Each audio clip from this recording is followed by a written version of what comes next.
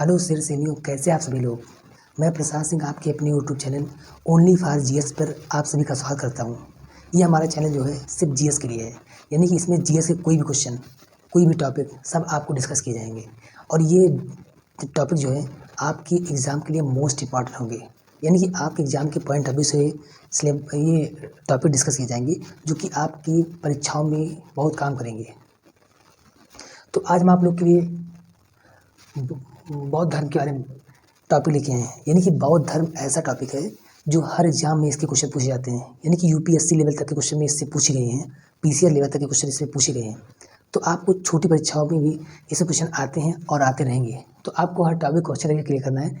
मैं आपको इस तरीके से इस कहानी के माध्यम में आपको अच्छे तरीके से बता दूंगा कि कभी आपका बौद्ध धर्म से कोई क्वेश्चन गलत नहीं होगा। लेकिन आप लोग शुरू में वीडियो में शुरू से अंत बने रहिए, बस इतना आपको थोड़ा ध्यान देना है।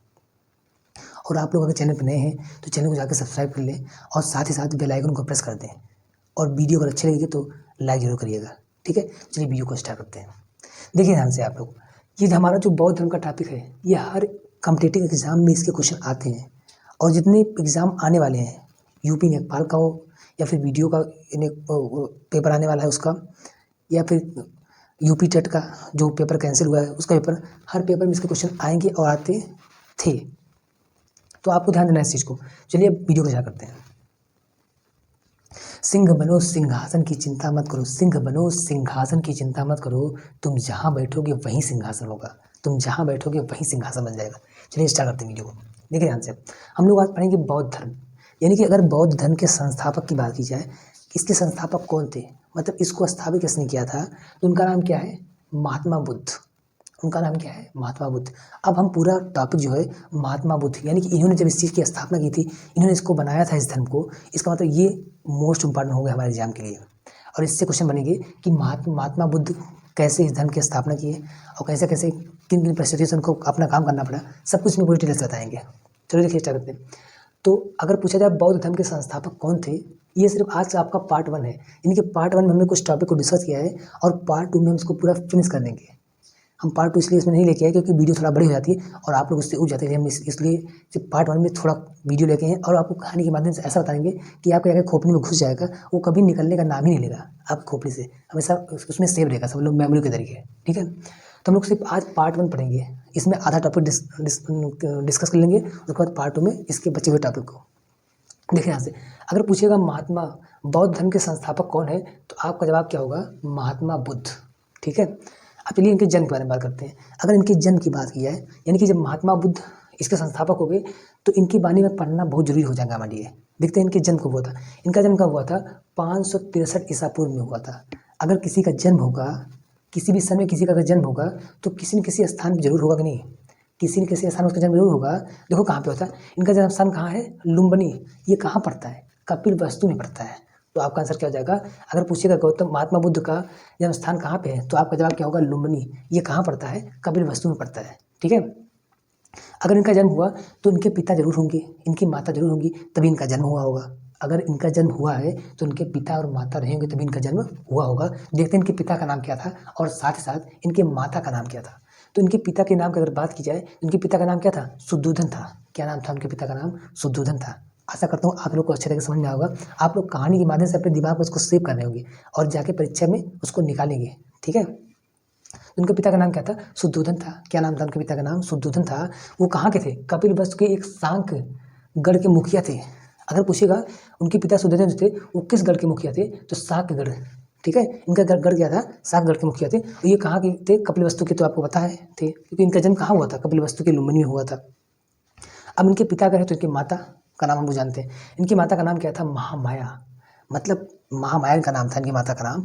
और ये कहाँ की थी, रामग्राम के कोलीय गणराज की। ये क्वेश्चन पूछा गया है, इनके माता जो महामाया थी वो किस गणराज से संबंधित थी, तो क्या गणराज कौन सा था, कोलीय गणराज था। अगर इनके पिता के गणराज की बात करें, मतलब ये किस गढ़ से संबंधित थे, तो आपका आंसर क्या होगा, शाकगढ़। ये क्वेश्चन इंपॉर्टेंट है, परीक्षाओं में पूछे गए क्वेश्चन है, यहाँ तक कि यूपीएससी तक के क्वेश्चन में पूछे गए। ये क्वेश्चन तो यूपीएससी में पूछा गया है कि महात्मा बुद्ध की माता जो है किस कुल से संबंधित है।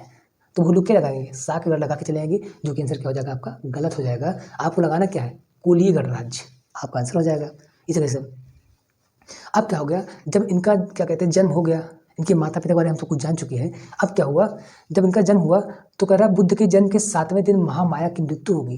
यानी कि जब बुद्ध का जन्म हुआ तो इनकी माता जो महामाया थी उनका मृत्यु कब हो गया, बुद्ध के जन्म के 7वें दिन। ठीक है, बुद्ध के जन्म के 7वें दिन क्या हो गया, उनकी माता का मृत्यु हो गया। अब जब माता का मृत्यु हो गया तो अब उनका पालन पोषण कौन करेगा, उनका पालन पोषण कौन करेगा, क्योंकि सबसे करीबी कौन होता है, मौसी होती है।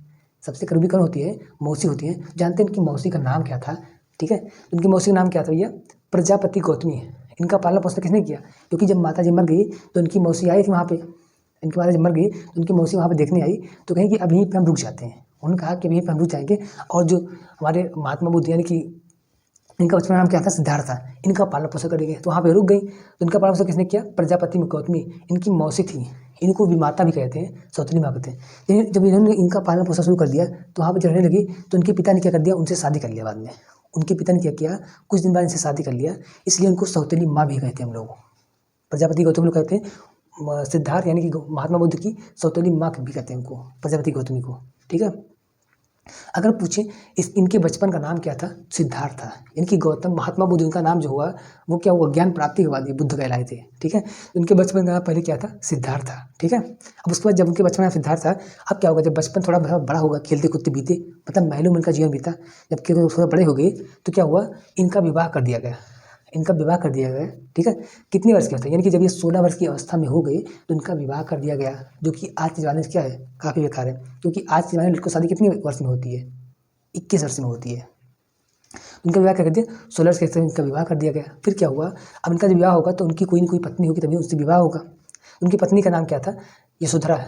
इनकी पत्नी क्या नाम था, यशोधरा। अगर आपसे क्वेश्चन पूछेगा कि सिद्धार्थ की पत्नी का नाम क्या था तो आपका जवाब क्या होगा, यशोधरा। अब पत्नी का जब विवाह हो गया, पत्नी का कई नाम था क्योंकि इसके कई रूप थे। ठीक है, इनकी पत्नी नाम क्या था, यशोधरा। इनकी ये सबसे ज़्यादा अच्छा नाम था, मतलब सब ऋषि जान जाते थे। इनकी पत्नी का और नाम क्या था, बिंबा, गोपा, भद्र, कच्छना नाम था। ठीक है, इतने नाम है इनके पत्नी के। ठीक है, ये किस कुल से संबंधित थे, शाक कुल। ये भी क्वेश्चन पूछा गया है कि सिद्धार्थ की पत्नी जो थी वो किस कुल से संबंधित थी, तो शाक कुल की संबंधित थी। ठीक है, अब क्या हुआ, जब विवाह होगा तो कुछ दिन बाद क्या होगा, उनका बच्चा होगा। थोड़ा कुछ दिन बाद क्या होगा, विवाह जब होगा तो बाल बच्चे होंगे नहीं उनके। ठीक है, तो कुछ दिन बाद क्या हुआ, उनको एक पुत्र प्राप्त हुआ, उनके पुत्र हुआ, उसका नाम क्या था। जब विवाह हुआ तो क्या हो गया, बच्चे होंगे, तो बच्चे जब हुए उनका एक पुत्र हुआ, उनका नाम क्या था, राहुल था। उनका मतलब एक राहुल नाम का एक पुत्र पैदा हुआ। इसका अर्थ क्या होता है, एक और बंधन। यानी कि जब पुत्र पैदा हुआ, पहले सोचते थे हम चले जाए बाहर घूमने, सन्यासी तरीके से बाहर बन जाए। ठीक है, तो क्या हो गया, पुत्र हो गया, तब क्या हो गया, राहुल इनका नाम था। तो जब क्या कहते हैं, इसका अर्थ क्या हो गया, एक और बंधन। यानी कि अब क्या होगा, जब पुत्र हो गया, पहले तो एक पत्नी की माया जाल में फंसे थे, लेकिन जब पुत्र हो गया तो क्या हो गया, एक और बंधन में फंस गए। इसका मतलब क्या हो गया, राहुल का अर्थ क्या हो गया, एक और बंधन में वो फंस गए। अब क्या करेंगे, अब तो बाहर जा ही नहीं सकते पहली बात तो, क्योंकि दो बंधन फंस गए, एक पत्नी और एक बच्चे के। ठीक है, अब क्या हो गया, शुरू में इनका सांसारिक कार्यों में मन ही नहीं लगता था। मतलब शुरू में इनका समझ लो, ये महलों में जीवन बिताते थे, इनका सांसारिक कार्यों में मन ही नहीं लगता था, बाहर जाने जाते नहीं थे पहली बात तो। ठीक है, लेकिन बाद में क्या हुआ, वो रथ पर सवार होकर भ्रमण करने के लिए निकले। यानी कि जब वो महल में रहने लगे तो उनका थोड़ा जीवन लगा कि हम क्या कर रहे हैं इस तरीके से। तो उन्होंने कहा कि चलिए हम घूमने चलते हैं। तो उन्होंने कहा चलिए हम चलेंगे बाहर घूमने और जाके महल के बाहर सब कुछ देखेंगे और उसका जायजा लेंगे। तो उनके पिता ने कह दिया, आगे दिया, चलो जाओ घुमा रहे। तो भैया कहाँ गए, तो उन्होंने क्या किया, जो घोड़ा था उसका नाम क्या था, कंथक। यानी कि जो रथ पे घोड़ा चलता था उसका नाम क्या था, कंथक नाम था। और सारथी जो रथ चला था उसका नाम क्या था, चन्ना था। ठीक है, चन्ना था। तो क्या किया, अब उनको महल से लेके बाहर भ्रमण करने के लिए निकल पड़े, मतलब बाहर चले गए। फिर तो क्या हुआ, जब रथ पर सवार कर भ्रमण के लिए निकले तो उन्होंने क्या देखा, 4 दृश्य को देखा। अब जाके वहाँ पे जाएंगे तो उनके लिए नई चीज़ें, क्योंकि महलों में रहे थे, उनका जीवन क्या था, एक खुशी में व्यतीत हो रहा था। जब वो बाहर निकले तो उन्होंने देखा जाके वहाँ पे 4 दृश्य को देखा। अब देखिए यहाँ से इस दृश्य को देखने पर उनका दिमाग क्या होगा, चेंज हो जाएगा। जो उनका मन लगा था अपनी पत्नी और बच्चों में, उनका दिमाग क्या होगा, तुरंत चेंज हो जाएगा। तो उन्होंने क्या देखा, जब वो निकले भ्रमण पर रथ से अपने, तो उन्होंने क्या देखा, 4 दृश्य को देखा। मतलब 4 तरीके के दृश्य को उन्होंने देखा। पहला दृश्य क्या था, एक वृद्ध व्यक्ति को उन्होंने देखा। क्या देखा, एक वृद्ध व्यक्ति को। मतलब इतना अनजान थे वो कि वृद्ध बूढ़े कैसे इंसान होते, कैसे बीमार होता कोई इंसान, कैसे कोई मरता है, कैसे कोई सन्यासी बनता, सब कुछ उनको कुछ भी नहीं पता था। क्योंकि वो महलों में सब लोग कैद थे, बस उनको कुछ दिखाया नहीं जाता, क्योंकि उनका मन बदलने वाला था। आकाशवाणी जब उनकी हुई थी, मतलब पैदा हुए थे वो, तो भगवान ने कहा था कि ये एक सन्यासी होगा। तो उनके पापा डरते थे, मतलब शुद्धोधन जो थे वो डरते थे कि कहीं हमारा लड़का निकले, क्योंकि एक लड़का था उनके पास। उनको डर लगता थी कि अगर ये चला जाएगा, सन्यासी बन जाएगा, तो हमारा महल कौन संभालेगा। उनको बहुत चिंता सताई जाती थी, इसलिए उसको कहीं जाने नहीं देते थे वो। ठीक है, जब वो बचे उन्होंने देखा 4 दिन देखा, क्या देखा, एक वृद्ध व्यक्ति को देखा उन्होंने पहली बार अपनी ज़िंदगी में। दूसरा क्या देखा, एक रोगी व्यक्ति को उन्होंने देखा, ठीक है। तीसरा क्या देखा उन्होंने, एक शव के पीछे रोते चिल्लाते भीड़ को देखा उन्होंने। इन सब चीज़ों को उन्होंने देखते चले रहे, ठीक है। फिर क्या देखा, खुशहाल सन्यासी, ठीक है। इन सब चारों चीज़ों को देखने वाले उन्होंने क्या फैसला किया कि हम क्या बनेंगे, सन्यासी बनेंगे, ठीक है। अब क्या करेंगे, सन्यासी बनेंगे। तो क्या करेंगे, अंतिम दृश्य देखकर महात्मा बुद्ध का मन सन्यास की तरफ भागा, ठीक है। और वो सन्यास धारण करने के लिए वो इच्छुक हो गए। उन्होंने कहा हमें सन्यास करना है, ठीक है। तो फिर क्या किया, फिर क्या हुआ उन्होंने, अब 16 वर्ष की अवस्था में उनका विवाह हुआ था। जब इन सब दृश्य को देखने के बाद वो महल में आए तो उन्होंने अपने पत्नी से बिना बताए और अपने पुत्र से बिना बताए क्या चले गए, बाहर जाने का फैसला कर लिया। और क्या किया उस दिन, वो रात में ही निकल गए, मतलब रात में ही क्या कर दिए, यानी कि गृह त्याग उन्होंने कब किया, 29 वर्ष की अवस्था में, यानी कि 16 वर्ष से कितना, 16 कितना हो गया 20 और 9 4 कितना 13, यानी कि 13 साल में क्या किया उन्होंने, क्या किया 29 वर्ष की अवस्था में उन्होंने गृह को त्याग कर दिया। और जो ये गृह को त्याग किए थे वह घटना क्या कहलाई, महाभिनिष्क्रमण। क्वेश्चन पूछता है बुद्ध के गृह त्याग की घटना क्या कहलाती है, तो क्या होगा आपका आंसर, महाभिनिष्क्रमण। ये सब क्वेश्चन एग्जाम में पूछे गए हैं और पूछे जाएंगे, इसलिए आपको पढ़ना है इसी तरीके से। पूछता क्वेश्चन में सिद्धार्थ यानी कि महात्मा बुद्ध को गृह त्याग कब किए थे, वो 29 वर्ष की अवस्था में किए थे, यानी कि पत्नी और बच्चों को बिना बताए वो रात में गृह को छोड़ के चले गए थे, सन्यासी बन गए थे। तो गृह त्याग उन्होंने कब किया था, 29 वर्ष की अवस्था में किया था। यह घटना क्या कहलाती है, महाभिनिष्क्रमण। ये आपके लिए बहुत इंपॉर्टेंट क्वेश्चन है। पूछता क्वेश्चन है बुद्ध की गृह त्याग की घटना क्या कहलाती है, महाभिनिष्क्रमण कहलाती है, ठीक है। जब वो गृह त्याग की घटना पे जाएंगे तो उनको कोई ना कोई गुरु की आवश्यकता होगी। तो उनको गुरु कौन मिल गए, आलार कलाम गुरु मिल गए, ठीक है। उन्होंने उनको शिक्षा देना शुरू कर दिया, हाजी ऐसे सन्यासी आता, इस तरह के सन्यासी आपको बनना है, कई शिक्षा उन्होंने दिया। फिर क्या हुआ, उनको ज्ञान प्राप्ति हो गई। कहाँ पे ज्ञान प्राप्ति हुई थी उनको, बोध गया में हुई थी। ये कहाँ पे है, गया बिहार में आता है, ठीक है।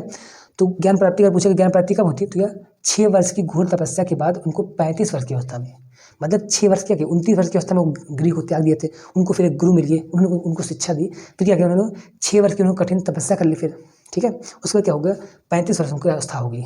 उन्होंने 6 वर्ष की अवस्था कर लिया, मतलब तपस्या किया, उनकी एज कितनी होगी, 35 वर्ष की अवस्था होगी। तब उनको जाके ज्ञान प्राप्त हो गया। मतलब अगर पूछे ज्ञान कितनी वर्ष की अवस्था में प्राप्त हुआ उनको, तो 35 वर्ष की अवस्था में, ठीक है। अब उनको ज्ञान कहाँ प्राप्त हुआ था, किस नदी के किनारे, निरंजना नदी या फाल्गुनी नदी के किनारे हुआ था। और किस पेड़ के नीचे, पीपल के वृक्ष के नीचे उनको ज्ञान प्राप्ति हुई थी। कुछ नहीं पूछता है बुद्ध को ज्ञान प्राप्ति कहाँ पे हुई थी, पीपल के वृक्ष के नीचे, जिसका बाद में नाम क्या हो गया, बोधि वृक्ष, ठीक है। और पूछेगा किस नदी किनारे, तो निरंजना नदी या फाल्गुनी नदी। अब जब उनको ज्ञान प्राप्त हुआ तो जब आप कहीं किसी चीज़ क्षेत्र में आगे बढ़ेंगे तो आपके जो पड़ोसी रहेंगे वो आपसे जलन करने लगेंगे, मतलब आपका पैर पकड़ के खींचने की कोशिश करेंगे। जब यहाँ पे ज्ञान प्राप्त हो गया तो एक था भैया, गौड़ वंश का शासक था। कौन था भैया, वो गौड़ वंश का एक कट्टर शासक था। उस किस वंश का था, शैव शासक था वो, मतलब शैव वंश का एक कट्टर शासक था। उसका नाम क्या था, शशांक। उन्होंने क्या किया, देखा कि बुद्ध जो है इस वृक्ष के नीचे ज्ञान प्राप्त कर लिया। उसको जलन हो गया कि कैसे ज्ञान प्राप्त कर लिया, हम नहीं कर पाए आज तक, हमें इसके बारे में पता ही नहीं था। उन्होंने क्या किया, उस पेड़ को ही कटवा दिया। अब बताओ, इतना जो इंसान था, बताओ उन्होंने, मतलब महात्मा बुद्ध जो थे। अब क्वेश्चन पूछता है कि सिद्धार्थ जो है बुद्ध कब कहलाए, तो क्या हुआ, ज्ञान प्राप्ति के बाद वो बुद्ध कहलाए। और जो पीपल का पेड़ था वो ज्ञान प्राप्ति के बाद क्या कहलाया, बोधि वृक्ष कहलाया, ठीक है। ये क्वेश्चन पूछता है। तो ये इतना जो इंसान था, गौड़ वंशीय शासक, कट्टर शासक था, एक शैव वंश शासक था वो, मतलब बंगाल की गौड़ वंशीय कट्टर शासक, ये शैव शासक था, यानी कि शैव वंश का था। इसका नाम क्या है, शशांक। क्वेश्चन पूछता है कि बौद्ध वृक्ष को किसने कटवाया था और वो किस वंश से संबंधित था, तो आपका जवाब क्या होगा, उसका नाम क्या था, शशांक था। और किस वंश से संबंधित था, वो शैव शासक था, यानी कि शैव वंश से संबंधित था, ठीक है। शैव शासक था, मतलब यानी कि गौड़ वंश, किस वंश से संबंधित था, गौड़ वंश से संबंधित था, ठीक है। तो इतना आपको अच्छी तरीके से समझ में आया होगा। बाकी इसकी कहानी यानी कि पिक्चर अभी बाकी है मेरे दोस्त, नेक्स्ट वीडियो में इसको हम आगे बताएंगे और पूरा वीडियो उस पार्ट में समाप्त कर देंगे। आपको आशा करता हूँ इस कहानी के माध्यम से अच्छे से समझ में आया होगा, ठीक है।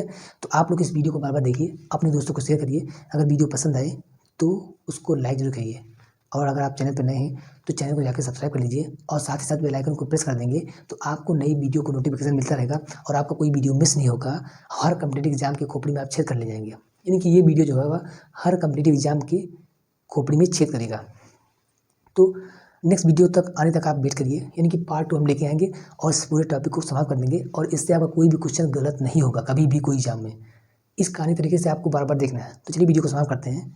जय हिंद, जय भारत।